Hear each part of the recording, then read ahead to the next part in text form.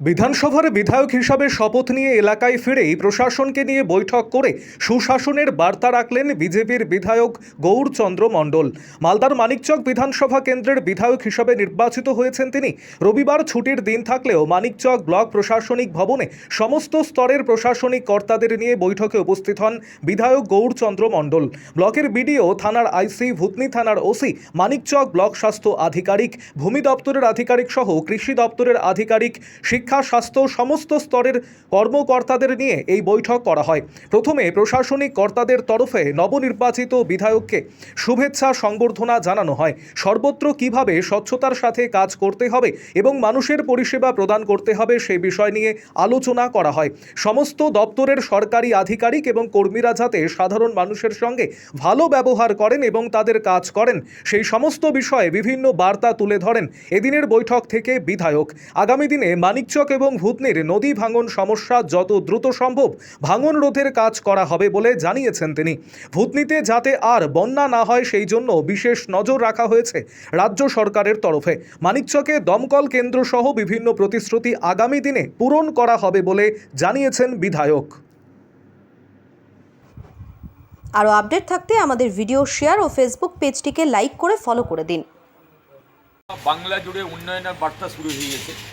জঙ্গলরাজ সাপ যেমনি হয়েছে, যেমনি যা কথা দিয়েছে আমাদের মুখ্যমন্ত্রী, অর্থাৎ গোটা বাংলার উন্নয়নের পথ দেখাবার জন্য কী কী করতে হবে সেই প্রায়োরিটি নিয়ে আলোচনা হয়েছে। আজকে সবচেয়ে আমাদের বিষয় হচ্ছে ভূতনি গঙ্গা ভাঙনটা যেন না হয় বা ভূতনি আবার প্লাবিত নয় সেই বিষয়ে আলোচনা আছে। সার্বিকভাবে সমস্ত দপ্তর স্বাস্থ্য হোক, শিক্ষা হোক, আমার সিডিপিও হোক, আইসিডিএসের যেটা আছে এডিএ অফিস, বিএলডি অফিস, বিএলওর অফিস, পুরোটা লাইন ডিপার্টমেন্ট সবাই ঠিকঠাক যেন সাধারণ মানুষ লাইন কারেন্টও যেরকম পায়, সরকারি সুবিধাগুলো যেরকম রাজ্য কেন্দ্রের যে পুরোদমের সুবিধাগুলো আছে যা যা আছে, প্রধানমন্ত্রী আবাস যোজনা থেকে তাদের 1 জুন থেকে যেরকম আমাদের অন্নপূর্ণা ভাণ্ডারের টাকা ঢুকবে সেই পোর্টালগুলোও রেডি হচ্ছে, তারা পাবে। অবৈধভাবে যারা অনেক দিন থেকে টাকা পাচ্ছিল সেইগুলো যেন বাদ পড়ে যায়। যারা বিধবা ভাতা, বার্ধক্য ভাতা, প্রতিবন্ধী ভাতা 2000 করে 1000 বাড়ানো হয়েছে, ডাবল করা হয়েছে, সেইগুলো পাবে। তারপরেও যেটা হচ্ছে যে 100 দিনের কাজ চালু হবে, অনেকটা পরিযায়ী শ্রম বাইরে কাজ করতে, সেই বিষয়গুলো শিক্ষা প্রতিদিন যে কোন বড় কত নেতা হলো বড় কত না, স্কুল যেতে হবে, স্কুল করতে হবে, শিক্ষাটা যেন ভালো হয়। তাদের সমস্যা মিড ডে মিল, পাশাপাশি আইসিডিএসের যে খাওয়া দাওয়া দেখে নিতে হবে।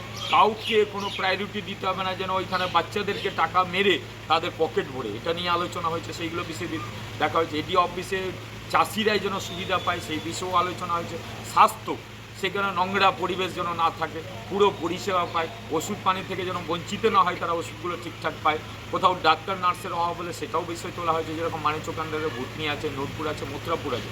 মথুরাপুর রিসেন্ট ডাক্তার আছে, তাকে সেখানে নার্স দিয়ে তার সেবাটাও চালু করার বিষয়টা আলোচনা হয়েছে, অনেক দিনের দাবি ছিল। এবং সবচেয়ে একটা বিষয় বলে দিয়ে আমরা একটা দাবি রেখেছিলাম, ইস্তারাও রেখেছিলাম, ভূতনিতে জল যেরকম ঢুকবে না, পাশাপাশি খুব তাড়াতাড়ি দমকল কেন্দ্রও মথুরাপুর আমাদের মানিকচক বিধানসভার ভূতনি মানিকচকের জন্য পাচ্ছে, খুব রিসেন্ট হবে আর কি, যেটা আর অসুবিধা হবে না। এই কাজগুলো বিষয়ে সমস্ত লাইন ডিপার্টমেন্টকে নিয়ে আলোচনা হয়েছে এবং ফলপ্রসূ আলোচনা হয়েছে। কাজ ডিপিএম যেরকম কিছু করতে পারেনি, 15 বছরে চোর তৃণমূল করতে পারেনি, 5 বছরে বিজেপি ডবল ইঞ্জিনের সরকার মুখ্যমন্ত্রীর নেতৃত্বে, শুভেন্দুদার নেতৃত্বে হবে মানিকচকে, গোটা পশ্চিমবঙ্গে কিছু হবে না। গুগুর বাসাতে ওটাও আলোচনা হয়েছে, যেরকম নয়নজলি ভরাট হবে না, অবৈধভাবে গঙ্গার পাড় থেকে মাটি তুলে হবে না, কেউ কোথাও কালভার্ট করতে পারবে না। সিস্টেম আছে 7 ডিসিমি, সেটা ডিএলআরওতে আগে মিউটিশন কনভার্সেশন করে তারপরে সেখানে মাটি পারমিশন করে ভরতে পারবে। অর্থাৎ সরকারি রুলস আইনে যা আছে সেটা করতে পারবে। কারণ আমাদের মুখ্যমন্ত্রী মাননীয় শুভেন্দু অধিকারী মহাশয় পুরো ইনস্ট্রাকশন দিচ্ছে, খুব ভালো লেগেছে। মানিকচক ভূতনিকে নিজের চোখে জানেন, 294 বিধানসভায় যেরকম চিনেন, মানিকচকটাকেও চিনেন, ভূতনিকেও চিনেন।